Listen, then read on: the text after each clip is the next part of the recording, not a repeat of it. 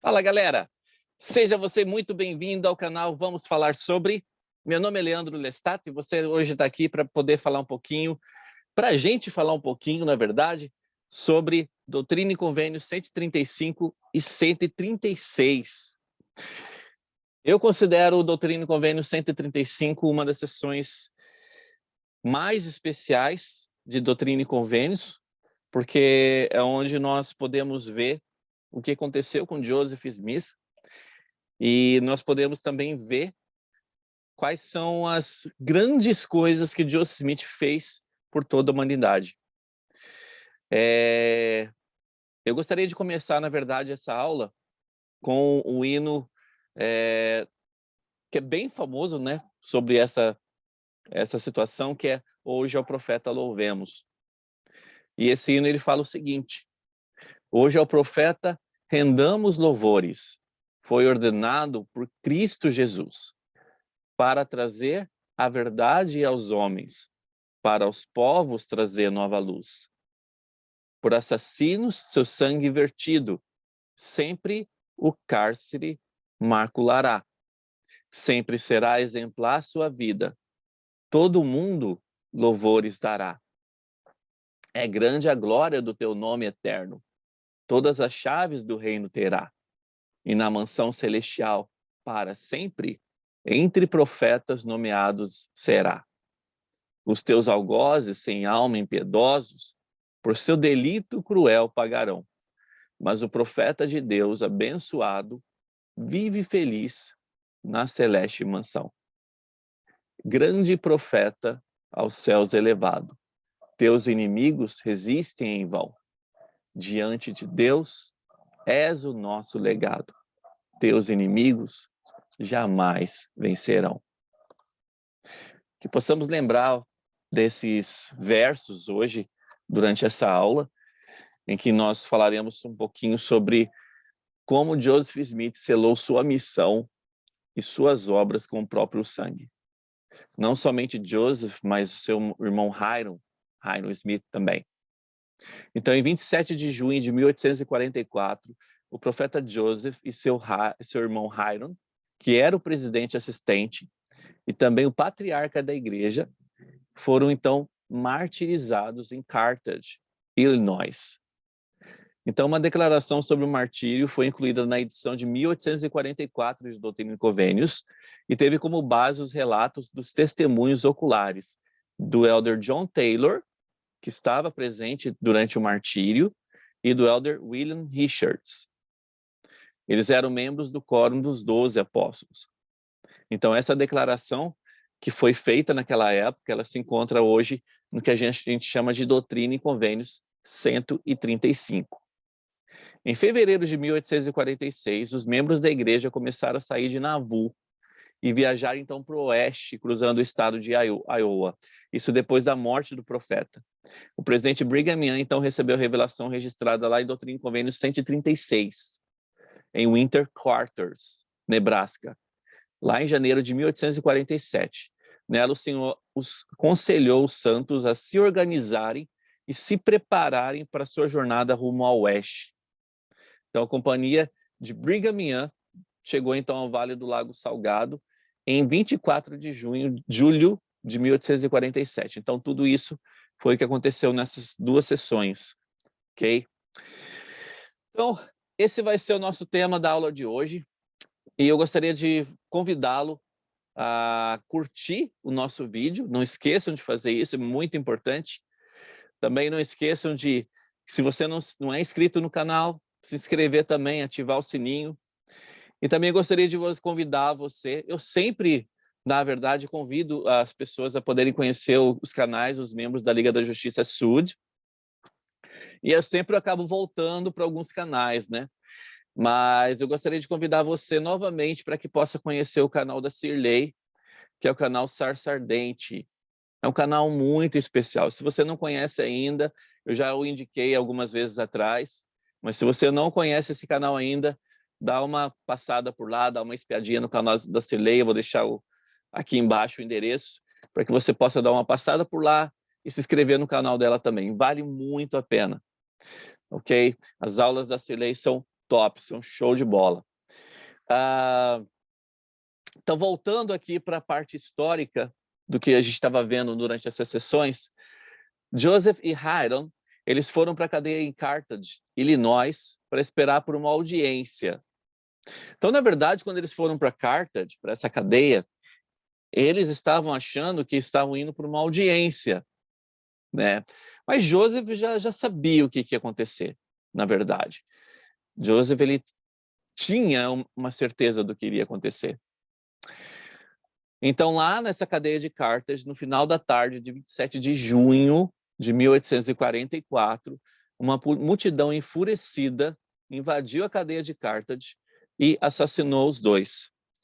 Isso enquanto o governador Ford estava lá em Nauvoo, ameaçando os santos de Nauvoo.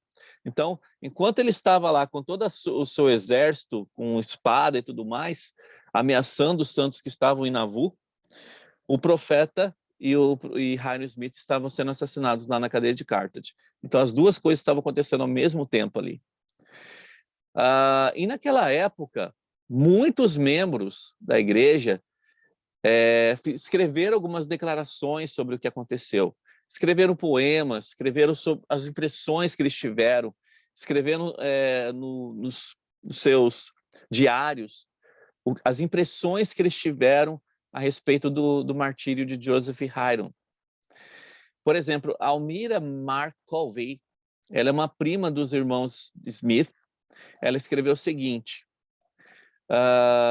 sobre ver o corpo do profeta e Hiram, né, voltar para Nauvoo. Vocês podem imaginar quais foram nossos sentimentos melhor do que podemos descrevê-los. Mas eu posso dizer que não havia um olho sequer sem lágrimas naquela grande multidão. Até uma pessoa de coração duro teria sido tocada ao ver o profeta do Senhor daquele jeito. Então, esse aqui foi a descrição que Almira McCovey deu em relação ao que ela viu, o que ela presenciou quando os corpos estavam voltando para Nauvoo. Fielding, ele escreveu também sobre a obra de Joseph no futuro. Joseph e Hiram fizeram tudo o que eles poderiam ter feito. E o alicerce da grande obra dos últimos dias foi então estabelecido. Edificada sobre esse alicerce, Fielding tinha certeza de que a obra pela qual Joseph e Hiram haviam vivido e morrido poderia ser concluída pelos 12 apóstolos que haviam sido instruídos em todos os assuntos pertinentes ao reino da terra, ao reino de Deus na terra. Isso é interessante porque os apóstolos, eles haviam sido instruídos antes sobre tudo o que eles precisavam saber, o que precisavam fazer em relação ao reino de Deus no futuro aqui na terra. Escritores diferentes também exprimiram suas emoções naquela época. Então, por exemplo, o hino Hoje ao Profeta Louvemos, que eu falei agora no início, de William Phelps, ele ressalta o legado que Joseph deixou e o trabalho que ele aguardava fazer do outro lado do véu. O Give Me Back My Prophet Dear, que é Devolva Meu Querido Profeta, de John Taylor, é um outro poema, falava com saudade sobre a perda dos dois líderes queridos. Elisa R. Snow, ela escreveu lá em 1º de julho de 1844. Para quem não sabe, né, Elisa Snow, ela escreveu alguns hinos da igreja também, que a gente encontra no inário hoje. E um dos poemas que ela escreveu foi o seguinte: chora, Sião, pranteia o teu comandante, não vive mais o profeta, teu patriarca caiu. Nunca depois do Calvário, nesse mundo se viu, entre homens nem demônios, um outro ato tão vil, como esse que ceifou a vida dos dois irmãos. Sempre amigos, sempre unidos, enfrentaram sua sorte. O amor que os uniu na vida não cedeu à própria morte. À sua missão leais até o último alento. Selaram com o próprio sangue o derradeiro testamento. Então a gente consegue ver como que algumas pessoas estavam se sentindo em relação ao martírio de Joseph Haydn naquela época. E por esses escritos, nós podemos ter uma ideia de como foi para essas pessoas passarem por isso, passarem por esse momento. Embora muitos observadores de fora esperassem o colapso da igreja, que é isso que muitas pessoas estavam esperando, que a igreja acabasse depois do assassinato de Joseph de Haydn, o trabalho da igreja ele continuou normalmente, a despeito dessas mortes. Então, nos últimos 2 anos de vida de Joseph, os líderes da igreja estavam trabalhando em uma nova edição de Doutrina e Convênios. E pouco antes da morte de Joseph Haydn, eles haviam anunciado que a data prevista para a publicação seria na metade de julho de 1844. Então, o trabalho estava sendo feito. Joseph ele sabia que a qualquer momento alguma coisa poderia acontecer. E ele se preparou, e ele preparou outras pessoas para que pudessem continuar o trabalho de Deus aqui na Terra. Para vocês terem uma ideia, essa publicação foi adiada por pouco tempo, né, depois, devido a essa agitação que aconteceu após a morte deles, e depois dos acontecimentos na cadeia de Carthage. Então, pouco depois do martírio, foi tomada a decisão de ir em frente com a impressão, mas eles acrescentaram então uma sessão lá no final, para encerrar o livro de Doutrina e Convênios com uma declaração. Essa declaração ela foi escrita provavelmente em julho ou agosto daquele ano, e o livro foi publicado em setembro. A declaração intitulada O Martírio de Joseph Haydn Smith foi canonizada e ela se tornou então o que a gente conhece hoje como Doutrina e Convênios 135. Eu gostaria de deixar uma pergunta para vocês. Como você se sentiria se você estivesse morando em Nauvoo e ouvisse sobre a morte do profeta? Hoje é normal, não é que é normal, né? Mas hoje nós podemos presenciar a morte dos profetas. Eu, por exemplo, já passei por talvez 4 profetas desde quando eu entrei para a igreja e já passei por situações em que os profetas faleceram e tudo mais. Mas eu acho que a grande coisa que foi devastadora sobre a época do martírio foi como aquilo aconteceu, né? Então foi uma situação muito devastadora para muita gente. Ver aqueles 2 homens que eram tão respeitados terem sido mortos daquela forma. Então, como que você se sentiria se você estivesse vivendo naquela época e você soubesse, então, sobre a morte do profeta? Lá em Doutrina e Convênios 135, versículo de 1 a 2, fala o seguinte: para selar o testemunho desse livro e do livro de Mórmon, anunciamos a morte de Joseph Smith, o profeta, e de Haydn Smith, o patriarca. Foram eles assassinados na cadeia de Carthage no dia 27 de julho de 27 de junho, de 1844, perto das 5 horas da tarde, por uma turba composta de 150 a 200 pessoas armadas e pintadas de negro. Haydn foi atingido primeiro e caiu calmamente exclamando: "Sou um homem morto." Joseph Smith saltou da janela e foi morto a tiros na tentativa, exclamando: "Ó Senhor, meu Deus." Depois de mortos, ambos foram brutalmente baleados, recebendo cada um 4 balas. John Taylor e William Richards, 2 dos 12, eram as únicas pessoas que estavam no local na ocasião. O primeiro, John Taylor, foi ferido de maneira selvagem com 4 balas, mas recuperou-se. O último, pela providência de Deus. Número 3. Joseph Smith, o profeta vidente do Senhor, com exceção apenas de Jesus, fez mais pela salvação dos homens desse mundo do que qualquer outro homem que jamais viveu nele.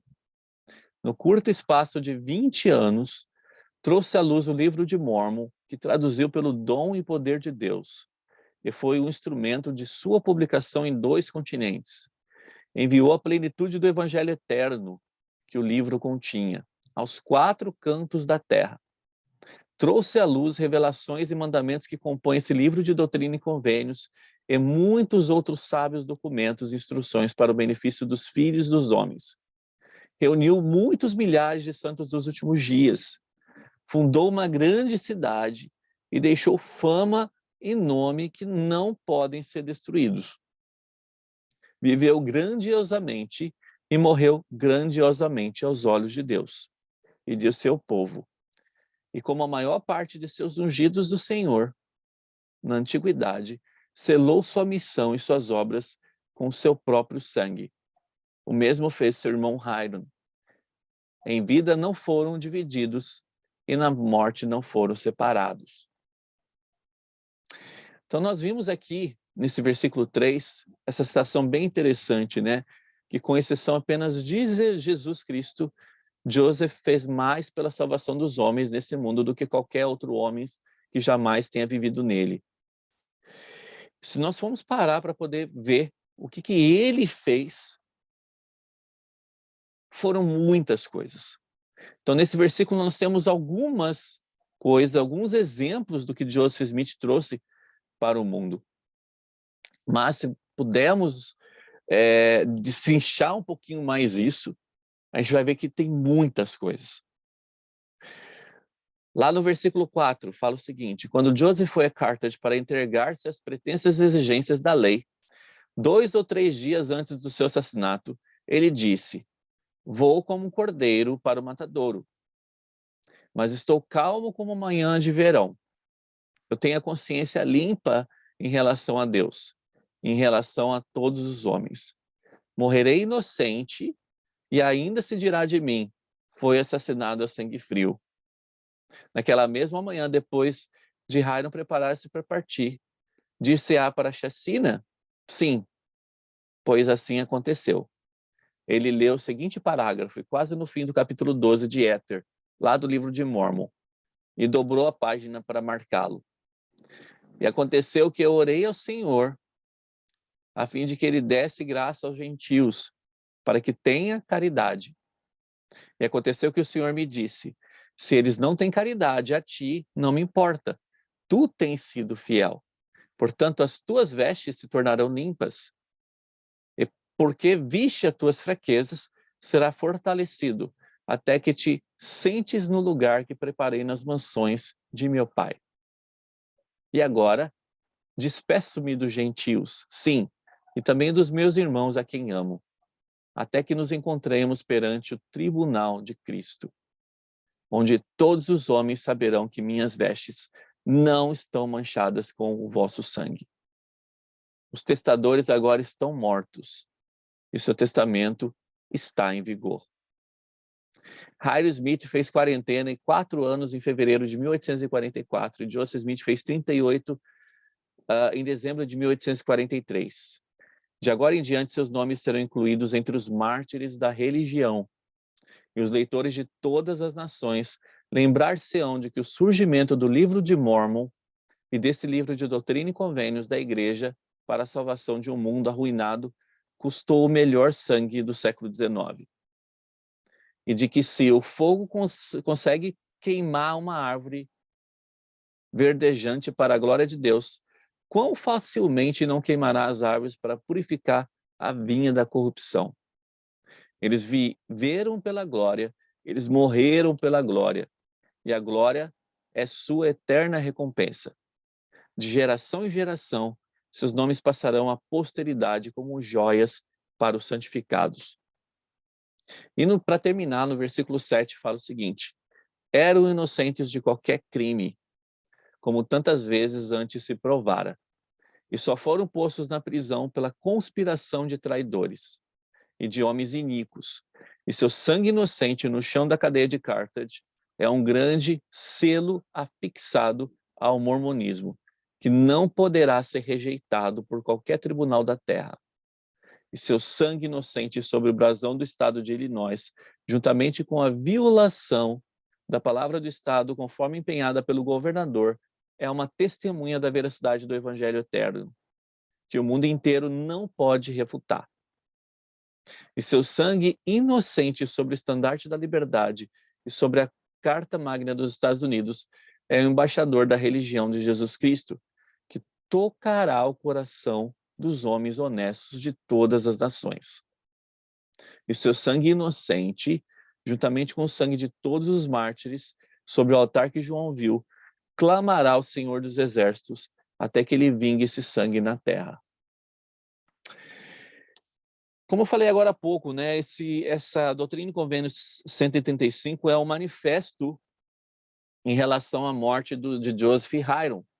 Então, nós temos ali um relato que foi feito por John Taylor, que foi escrito porque John Taylor presenciou o que aconteceu, né? Como a gente viu agora há pouco, ele recebeu 4 tiros, ele quase morreu também. E então John Taylor ele teve a chance de poder escrever junto a outras pessoas esse manifesto, né, em relação ao que aconteceu ao profeta. O trabalho, Joseph F. Smith falou o seguinte sobre o trabalho de Joseph Smith. O trabalho no qual Joseph estava empenhado não se restringiu apenas à sua vida, mas diz respeito também à vida futura e à vida que já se foi. Olha que interessante. Então, esse trabalho dele não era referente somente à vida dele, aquele presente, mas era referente a futuros e passados. Em outras palavras, ele diz respeito àqueles que viveram na terra e aos que estão vivendo e aos que virão depois de nós. Isso foi falado por Joseph F. Smith em 1939. Então, só para a gente poder ter uma ideia, né, na verdade, isso entrou no livro dele, Gospel Doctrine, que é a doutrina do Evangelho, de 1939. Então, só para a gente ter uma ideia de quão importante a obra de Joseph, que Joseph realizou pela vontade do Senhor, quão importante essa obra foi. E Doutrina e Convênios 136, versículo 39, fala o seguinte: muito se tem maravilhado por causa de sua morte, mas a sua morte era preciso para que ele selasse o seu testemunho com o seu próprio sangue, para que ele fosse honrado e os iníquos fossem condenados. Então a gente vê nessa escritura a razão pela qual aconteceu o martírio. Esse martírio realmente era preciso no plano do Senhor, para que Joseph ele pudesse selar o seu testemunho com o seu próprio sangue. E para que ele fosse honrado e que os iníquos fossem, então, condenados. Como eu falei no início, né, uma das ideias que as pessoas anti-mormons tinham naquela época é que depois que Joseph e Hyrum fossem mortos, o mormonismo acabaria, a igreja estaria acabada. Então foi publicado várias vezes em vários jornais, em vários periódicos da época, notícias como assim termina o mormonismo.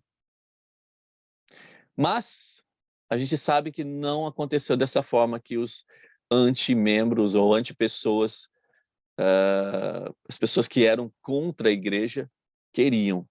Então as coisas não aconteceram da forma que essas pessoas queriam. Então antes da sua morte, o profeta Joseph, ele concedeu a chave sacerdócio para os membros do quórum dos 12 apóstolos. Então, como eu falei lá no início, muitas coisas já estavam sendo preparadas porque Joseph ele sabia o que poderia acontecer. Então, após a morte de Joseph, o quórum dos 12, presidido por Brigham Young, continuou então a liderar a igreja. A igreja não acabou. Então, há meio uma perseguição intensa, mas a perseguição aumentou depois de tudo isso. E meio a essa perseguição intensa, os santos então começaram a sair de Nauvoo, Illinois, lá em fevereiro de 1846. E eles começaram a seguir então em direção às montanhas rochosas. A jornada deles foi lenta, contudo, devido às chuvas excessivas e aos suprimentos insuficientes, levou quase 4 meses para viajarem 500 quilômetros, praticamente. Eles tinham que atravessar a Iowa toda para poder chegar nesse lugar. Os líderes da igreja, então, decidiram esperar até a primavera seguinte para continuar sua jornada para o oeste. E assim estabeleceram assentamentos temporários às margens do rio Missouri, um dos maiores deles sendo o Winter Quarters. E foi lá que Brigham Young, então, recebeu a revelação que se encontra em Doutrina e Convênios 136. Então, o que acontece a partir de agora é uma fuga dos membros da igreja lá de Nauvoo, para que eles não sejam mortos por essas turbas que tinham acabado com Joseph e Hyrum. Então, na verdade, as perseguições aumentaram muito, inclusive por causa daquele governador Ford, que foi lá e ameaçou os membros da igreja na cidade de Nauvoo.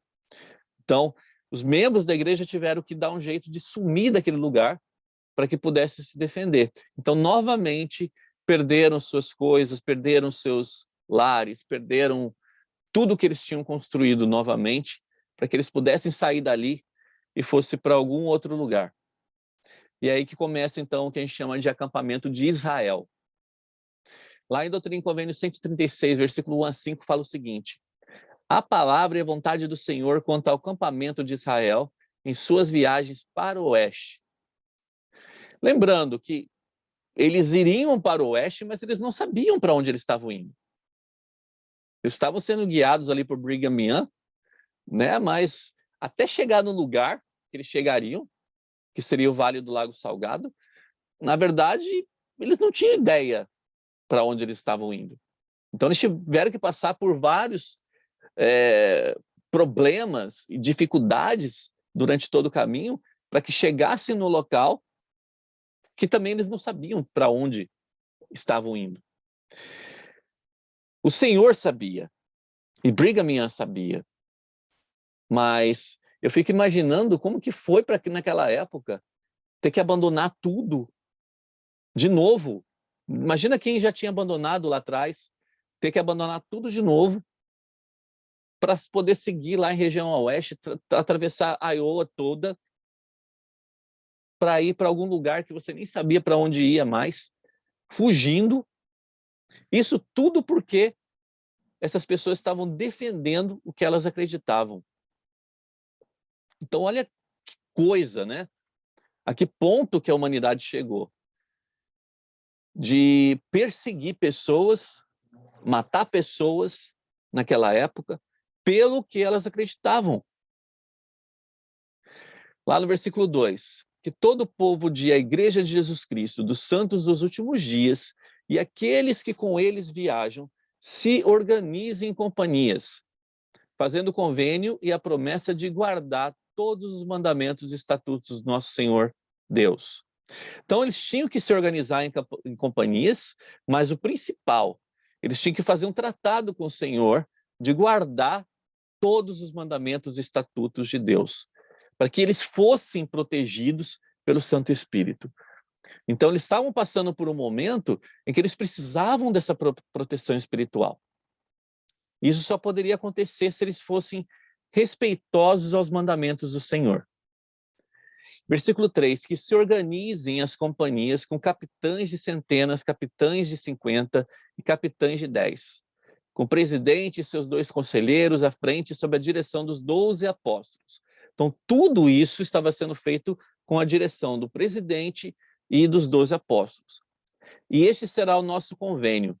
Caminharemos de acordo com todas as ordenanças do Senhor. Então, olha que interessante este convênio que eles estavam fazendo. Eles precisavam caminhar de acordo com todas as ordenanças do Senhor. Que cada companhia providencie todas as parelhas, carroções, provisões, roupas e outras coisas que puderem necessárias para a viagem. Então, de Doutrina e Convênios 136, do versículo 6 a 16, o Senhor disse ao presidente Brigham Young como fazer todos os preparativos para que nada ficasse para trás. Ou para aqueles que viessem mais tarde também. Ele chamou pessoas para liderar vários grupos dos santos. Lá no versículo 17 fala o seguinte: segui vosso caminho e fazei o que eu vos disse, e não temai vossos inimigos, porque eles não terão poder para deter minha obra. Essa era a promessa que o Senhor tinha. Segui vosso caminho e fazei o que eu vos disse. Então, se eles fossem obedientes ao Senhor, eles não precisariam temer os inimigos deles, porque esses inimigos não teriam poder sobre a obra de Deus. Essa foi a grande promessa que o Senhor deu para o acampamento de Sião ali, que estava indo em direção a Salt Lake. Lá no 31 a 33, meu povo deve ser provado em todas as coisas, a fim de preparar-se para receber a glória que tenho para ele. Então, o Senhor está falando aqui que o povo precisava ser provado em todas as coisas, para que pudesse então receber a glória que o Senhor tinha preparado para eles. Sim, a glória de Sião. E quem não suporta correção não é digno de meu reino. E aqui a gente aprende uma verdade muito importante. Aqueles que não suportam correção, não suportam ser corrigidos pelos líderes, não suportam ser corrigidos pelo Senhor, esses não são dignos do reino de Deus. Então nós precisamos ter humildade muitas vezes para aceitarmos as correções que o Senhor tem para nós, que o Senhor tem preparado para a gente. Versículo 32, que o que for ignorante adquira sabedoria. Olha que interessante, né? Quando ele fala que ignorante, está falando sobre aquele que não tem grande conhecimento, que não procura conhecimento, né? Mas que ele possa, então, adquirir sabedoria. Então, aquele que não tem conhecimento, que ele possa adquirir conhecimento, para quê? Para que ele possa aplicar esse conhecimento. É isso que ele chama aqui de sabedoria. Humilhando-se e invocando o Senhor. Então, novamente, o Senhor fala aqui sobre a questão de humilhar perante Ele e buscar o Senhor, a fim de que os seus olhos sejam abertos. Ou seja, para que eles pudessem ter a companhia do Espírito, para que Ele veja e seus ouvidos abertos, para que Ele ouça. Então, essas pessoas, elas precisavam, como eu falei agora há pouco, muito, mais do que nunca, da companhia do Espírito Santo, para que pudessem atravessar de uma forma segura e que pudessem chegar aonde eles precisavam chegar da melhor forma possível. Pois meu Espírito é enviado ao mundo a fim de iluminar os humildes e contritos e para a condenação dos ímpios. Olha que interessante isso. O Espírito Santo ele é enviado ao mundo a fim de iluminar os humildes. Então, se nós quisermos ter a companhia do Santo Espírito, nós precisamos nos humilhar perante o Senhor. Nós não podemos confiar no braço da carne, como nós fazemos muitas vezes. Versículo 37, 40, 41 e 42, fala o seguinte: portanto, não vos maravilheis dessas coisas, pois ainda não sois puros, ainda não podeis suportar a minha glória. Mas contemplá-la-eis se fordes fiéis na obediência a todas as palavras que vos dei. Dos dias de Adão a Abraão, de Abraão a Moisés, de Moisés a Jesus e seus apóstolos, de Jesus e seus apóstolos a Joseph Smith, a qual chamei por meio de meus anjos. Interessante que ele fala aqui de todas as dispensações, né? Então ele fala de Adão a Abraão, Abraão a Moisés, Noé, etc. Então ele está falando de várias dispensações aqui. Ele fala, ao qual chamei por meio de meus anjos, meus servos ministradores, e pela minha própria voz desde os céus, para realizar a minha obra. Então ele deu exemplo aqui de Abraão, Moisés, são pessoas que foram chamadas por seus próprios anjos para que organizassem o evangelho aqui na terra novamente. Né? Então, que a obra, né, para que a obra do Senhor fosse realizada. 40. Não vos livreis de vossos inimigos, deixando uma testemunha do meu nome? Agora, pois, escutai, ó povo da minha igreja, e vós, eldres, ouvi juntos, vós recebestes meu reino. E ele termina com um conselho aqui bem interessante, né? E ele fala: sede diligentes na obediência a todos os meus mandamentos, para que não vos sobrevenham julgamentos e vossa fé não vos falhe e vossos inimigos triunfem. Assim, nada mais por agora. Amém e amém. Irmãos, o Senhor sabe o quanto que é difícil guardar os seus mandamentos e obedecer as suas palavras o tempo todo. Ele sabe disso. Mas ele espera que nós possamos fazer o melhor. Ele espera que nós possamos fazer o melhor e que possamos dar o nosso 100%. O meu 100% não é igual ao 100% do meu amigo, do meu irmão, né, de uma outra pessoa. Então, o meu 100% é o meu 100%. É o que eu consigo realmente dar ao Senhor. E esse 100% que eu consigo dar precisa ser o melhor que nós possamos dar. Então, eu gostaria de encerrar com uma pergunta. Como é que esse princípio pode incentivá-lo a viver o Evangelho? Esse princípio de saber que é realmente difícil guardar, obedecer todas as ordens de Deus, mas o Senhor espera que possamos fazer o melhor que podemos. Como é que esse princípio, então, pode ajudar você a viver o Evangelho de uma forma melhor? Comenta aí embaixo. Pode comentar, pode falar sua opinião, o que você acha sobre isso, e o que nós possamos fazer também para melhorar nesse sentido. O que nós podemos fazer, ok? Eu gostaria de deixar essa aula com vocês, esse nosso bate-papo de hoje. Eu sei que eu fiz questão de me atentar bastante ao que aconteceu a Joseph Smith, ao que aconteceu com Hyrum Smith, e foi proposital, na verdade, porque eu acho que essa sessão 135 é uma sessão voltada para isso, totalmente voltada para o que aconteceu. Então, que possamos aprender mais nessa semana sobre o que aconteceu com Joseph e Hyrum, e que possamos aprender mais sobre o que essas pessoas fizeram pelo Evangelho. Gostaria de deixar um desafio para você, que você pudesse estudar durante essa semana sobre o que Joseph Smith deixou como legado para a Igreja de Jesus Cristo dos Santos dos Últimos Dias. Vou deixar esse desafio para você durante essa semana. Na quarta-feira, eu vou fazer uma live junto com o irmão Vander, da Escola Dominical.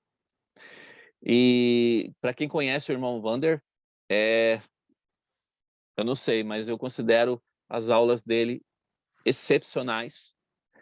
Né? O irmão Vander, no canal da Escola Dominical Brasil, ele traz um vídeo por dia sobre Vem e Segue-me, e ele já faz isso há um bom tempo. Então, a gente vai ter uma chance de falar um pouquinho sobre a sessão 135 na quarta-feira. Quarta-feira, às 20h30. Então, bota aí na sua agenda. Quarta-feira, às 20h30, a gente vai ter uma live aqui no canal com o irmão Vander, do canal Escola Dominical Brasil. Tá? Então, eu conto com a sua presença, coloca aí na sua agenda.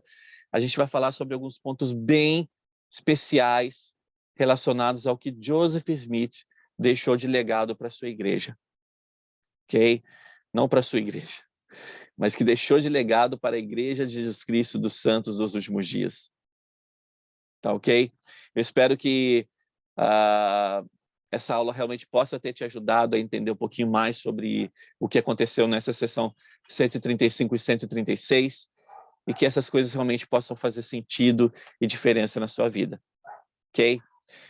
Não esquece de passar lá no canal da Cilei, vou deixar o link aqui embaixo, para que você possa também se inscrever no canal dela e que possa também prestigiar o que a Cilei tem colocado lá no canal Sarça Ardente. Ok?